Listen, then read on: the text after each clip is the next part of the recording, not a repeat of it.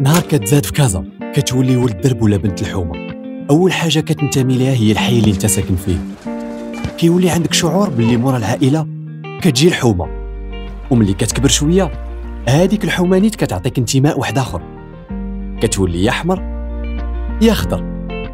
كبرات كازا وكبرات الحومه، وبلاصه الدرب ولا شارع، وبلاصه الحومه ولا كارتي، ولات الدار البيضاء جامعه بزاف ديال المدن الصغار.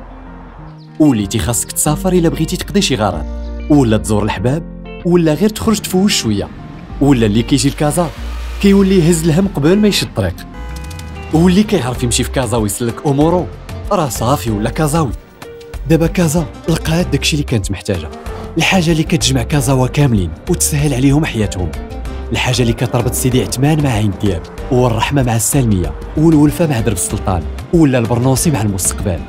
الحاجه اللي كتقرب كازاوا لبعضياتهم وكتعاود تجمع كازا من جديد على حاجه واحده، المهنيه والامان، الراحه والاطمئنان، والقرب اقل ثمن.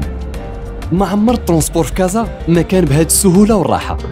ما بقاش الترونسبور اصعب حاجه في كازا من اليوم، ولا الترونسبور اسهل واحسن حاجه في كازا.